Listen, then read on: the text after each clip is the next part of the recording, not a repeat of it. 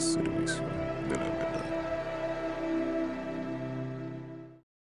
Bienvenidos a este canal y bienvenidos a esta serie, El Evangelio para los Evangélicos. En el primer video de presentación estuvimos viendo acerca de algunos conceptos que los evangélicos en el mundo moderno tienen de las Escrituras, conceptos un poco cambiados o fuera del foco que las Escrituras tienen acerca de esos temas. Hoy vamos a arrancar con uno de ellos, y es, ¿qué es el cristiano? ¿Qué significa ser cristiano? ¿Qué significa ser cristiano para la sociedad evangélica de hoy? ¿Y qué significa ser cristiano para las Escrituras? Vamos a verlo. Entonces vamos a arrancar. ¿Qué es el cristiano?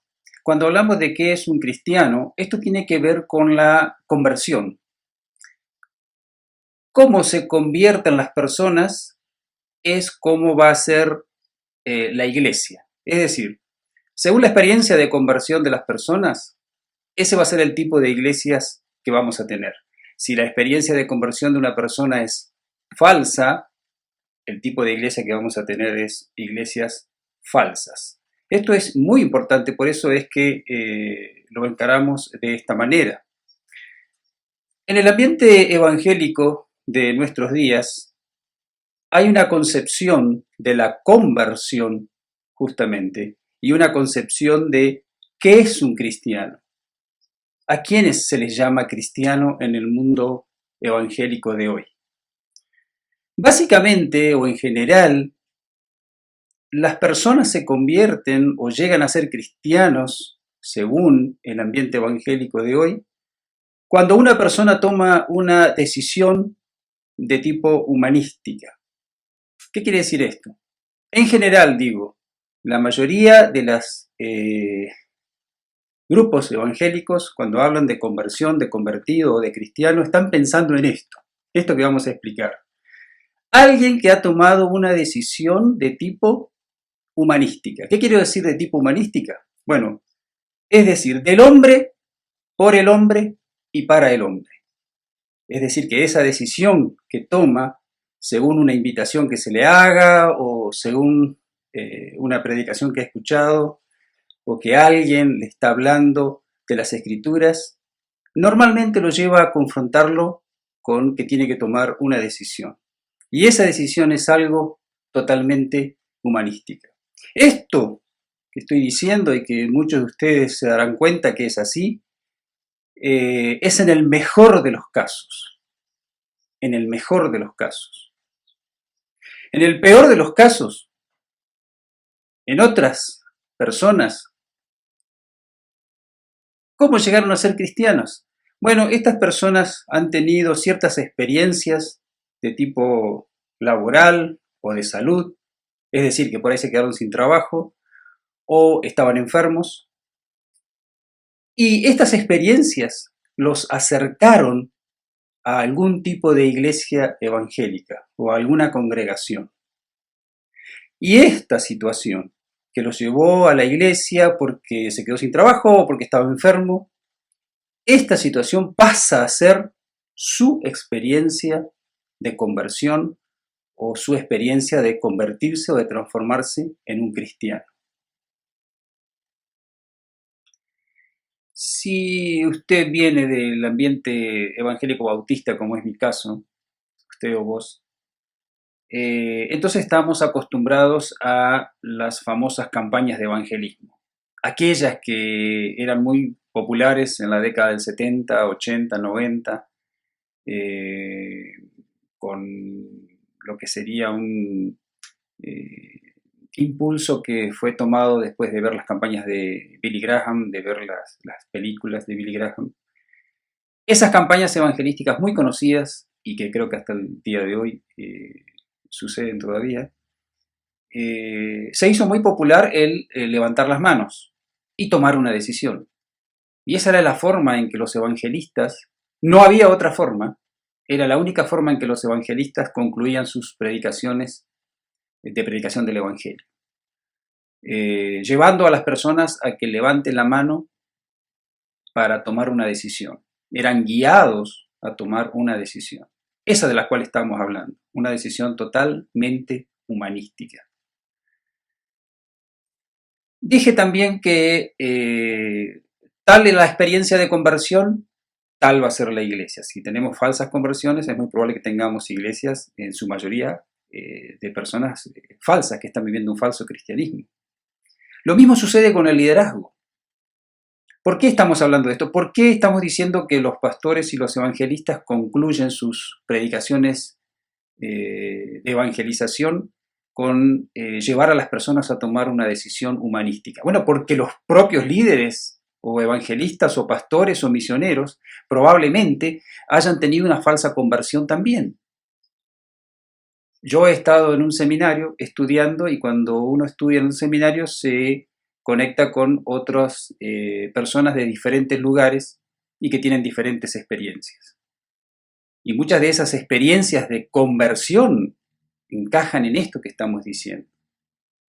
Y ellos iban a ser después líderes, pastores, misioneros, evangelistas, que iban a guiar a otros al camino del evangelio o del cristianismo.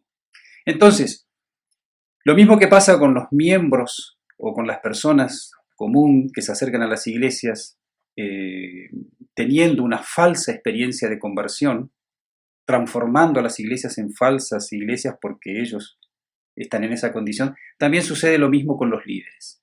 Tenemos líderes que viven un falso cristianismo porque han tenido una conversión falsa también.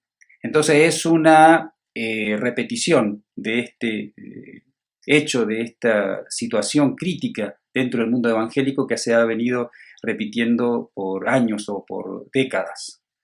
Quiero dar el ejemplo de dos líderes evangélicos muy populares, con dos deportistas muy populares también, uno en Argentina y otro en Brasil. Dos líderes muy conocidos en ambos países y dos deportistas muy conocidos también a nivel mundial. Estos dos deportistas murieron y estos dos líderes evangélicos, según ellos, tuvieron la oportunidad de, entre comillas, convertir a estos dos famosos deportistas. Ellos cuentan que estas personas vivieron una experiencia con ellos. ¿De qué tipo? ¿Cómo relatan ellos que estas dos personas se convirtieron? Bueno, de la misma manera que estamos explicando, con ese tipo de métodos, con decisiones humanísticas. Porque tomaron una decisión, porque lo guiaron a hacer una oración de entrega o de aceptación o de aceptar, como estamos acostumbrados a escuchar.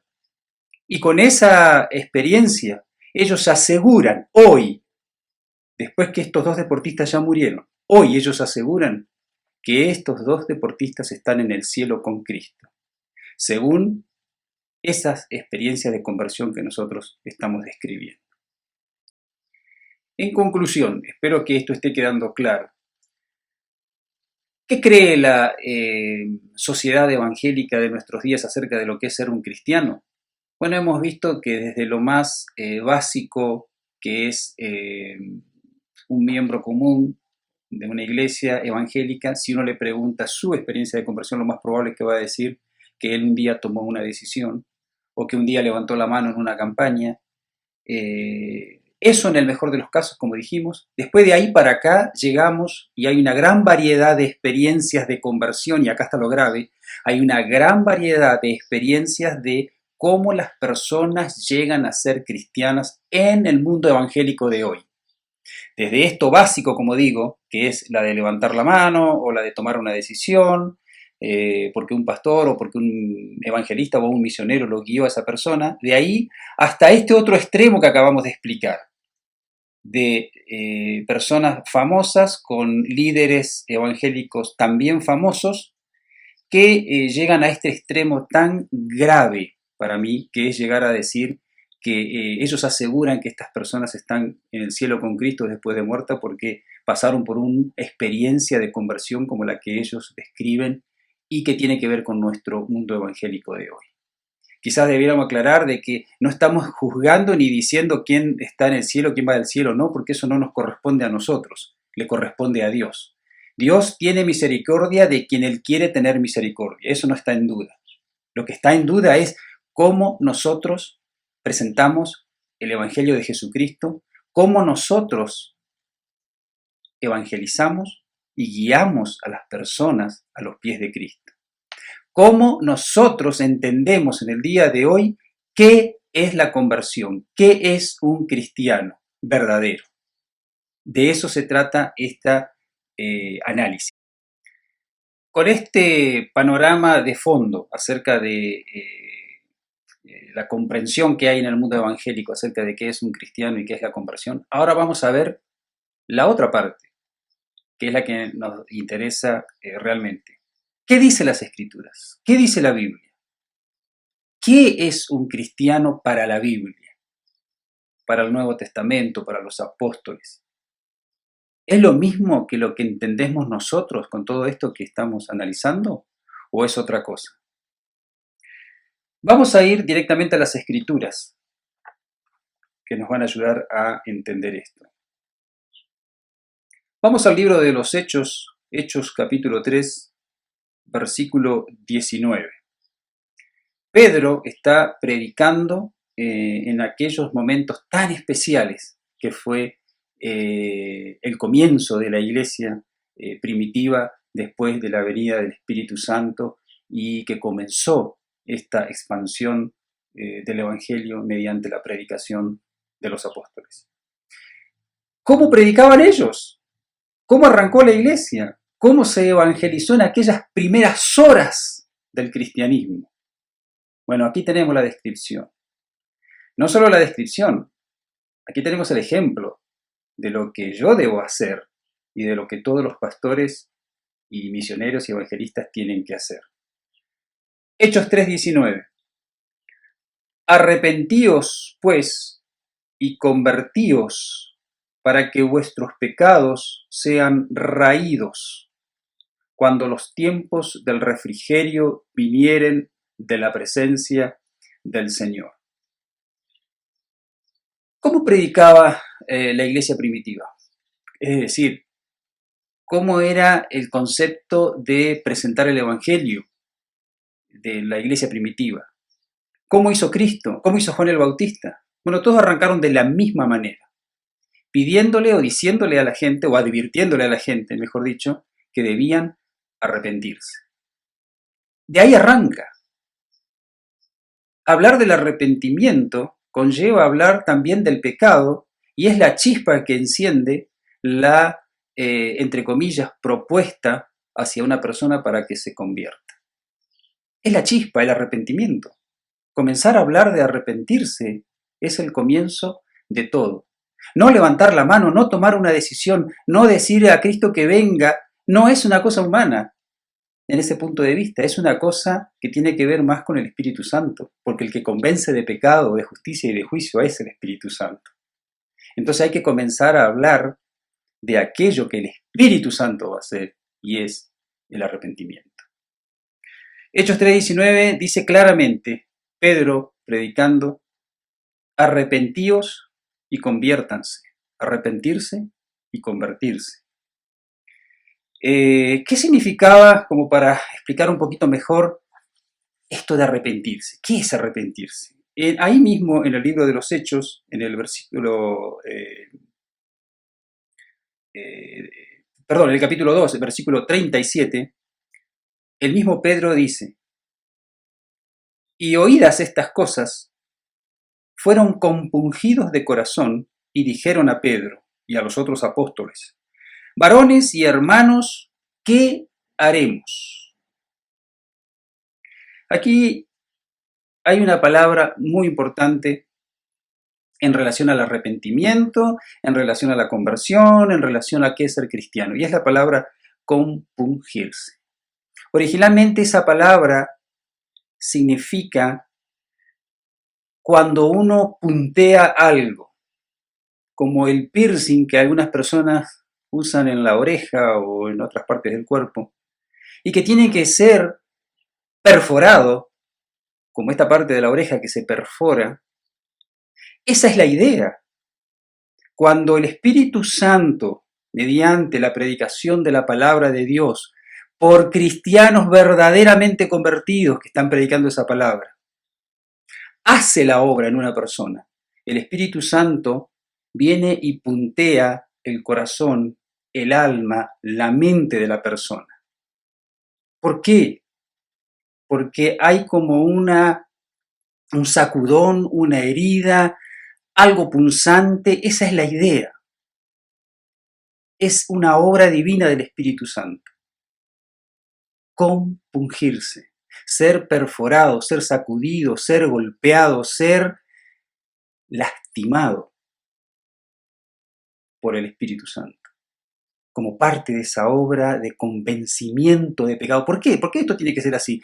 Porque no hay otra manera para que el ser humano pueda entender lo que significa ser pecador y que tiene que arrepentirse de eso, que tiene que darse vuelta de eso, que tiene que cambiar la mente. Hablamos un poquito en el video anterior del arrepentimiento como una metanoia, un cambio de mente. Yo dejo de pensar que yo merezco el cielo o las cosas buenas de Dios y paso a entender que yo no merezco nada de Dios, sino el infierno. Ese cambio de mente comienza con el arrepentimiento, esa chispa, como dijimos, de la predicación del Evangelio comienza con el arrepentimiento, y el arrepentimiento significa que el Espíritu Santo viene y hiere el alma, la mente de la persona de una manera divina. Estas personas sintieron eso.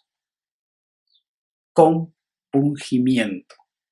Siento un apretón acá, adentro, que hasta puede llegar a ser físico y espiritual o ambas cosas juntas. Es un punzante sentimiento de que el Espíritu Santo me está quebrantando, tocando. Así comienza la predicación del Evangelio. Así era en el Nuevo Testamento. Así era en la iglesia primitiva. Este era el concepto que tenían los apóstoles y los primeros cristianos de cómo comenzaba la conversión. Y dicho sea de paso, aquí dice arrepentirse y convertirse. Está usando las dos palabras. Era un cambio de mente, dejo de pensar que me merezco todo lo bueno de Dios, el cielo, lo mejor, y paso a pensar que no, que lo que me merezco es el infierno porque soy un pecador y porque le fallé a Dios. Ese cambio de mente es el arrepentimiento. Y además viene la conversión, que es la segunda o la otra cara de esta moneda, por así decirlo.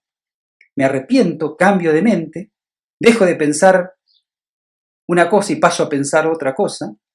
Y además de eso, dejo de vivir como estaba viviendo. Es la conversión. Arrepentimiento y conversión. Hoy día no se habla de eso en relación a la evangelización o la predicación del Evangelio. No se le explica a la gente, no se le explica a los pastores en los seminarios que tienen que predicar así. Porque estamos en una cultura evangélica, en una sociedad evangélica, que ya no quiere hablar de arrepentimiento, de compungimiento, de convicción de pecado por parte del Espíritu Santo. No se habla de esos temas. No hay una campaña en los ambientes evangélicos para enseñarle a las congregaciones cómo te duele el corazón, el alma y la mente cuando el Espíritu Santo te convence de pecado, de justicia y de juicio. No hay esas cosas, no hay talleres en el ambiente evangélico que me digan o que me expliquen qué es sentir un puntazo en el corazón o en la mente o en el alma cuando el Espíritu Santo me está convenciendo de pecado. ¿Por qué no hay esas cosas? Porque las personas que están al frente de seminarios, de congregaciones, de asociaciones a nivel mundial en el mundo evangélico, no han sido compungidos de corazón. No tienen la experiencia de haber sido quebrantados por el Espíritu Santo, de haberlos tocado de tal manera que cae un profundo sentimiento de compunción dentro del corazón, o compungimiento, es un verbo un poquito difícil. no han sentido el puntazo del Espíritu Santo en el corazón como esta gente. Para finalizar, de modo que tenemos las dos caras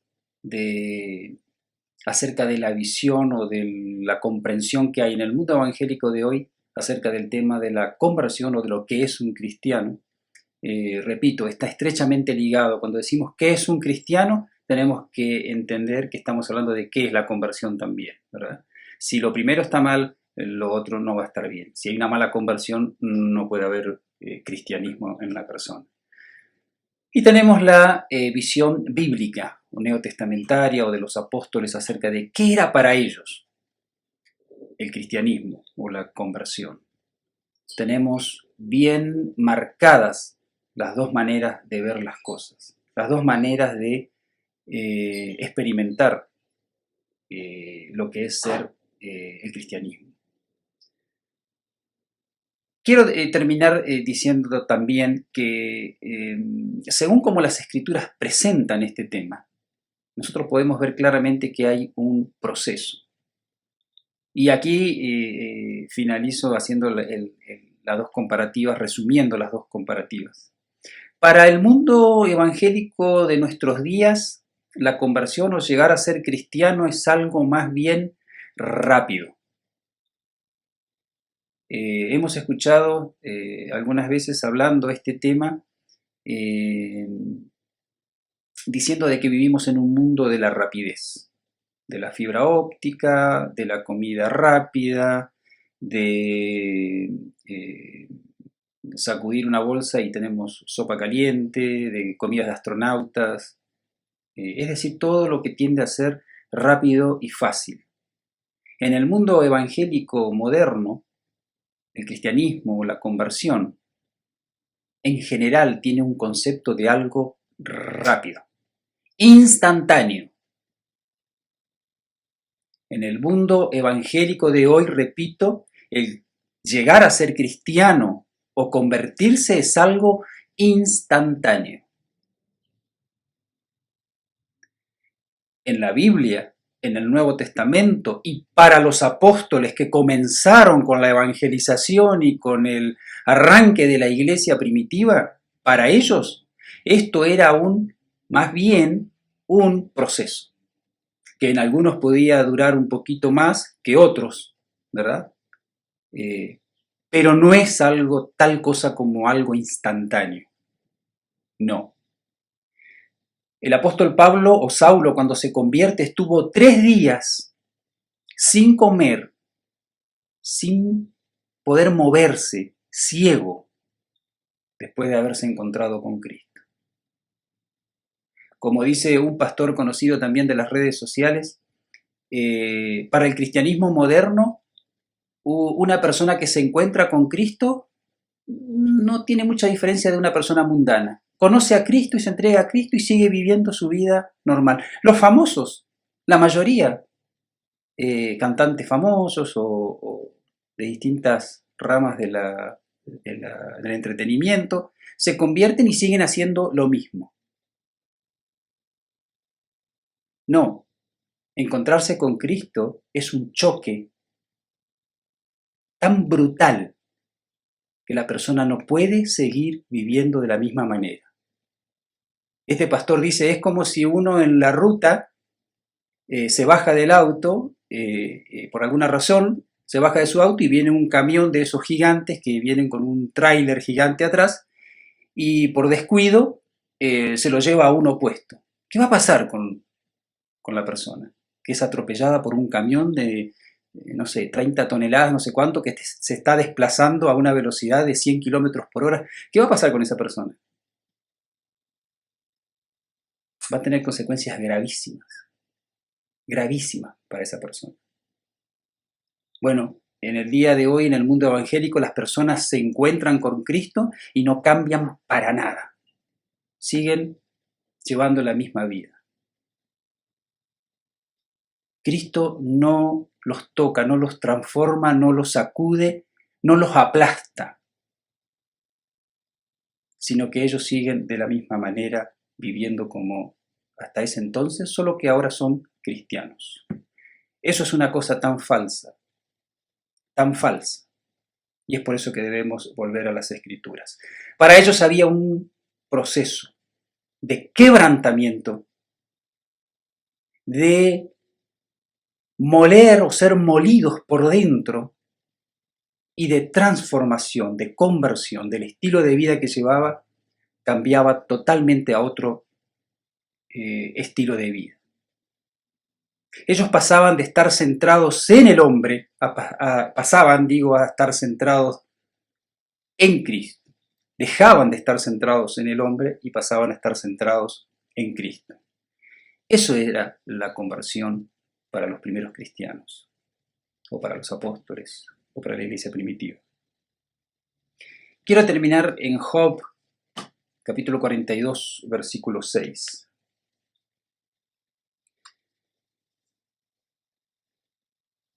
Lo que es el final del libro de Job, y donde yo creo que está la descripción de la conversión de Job.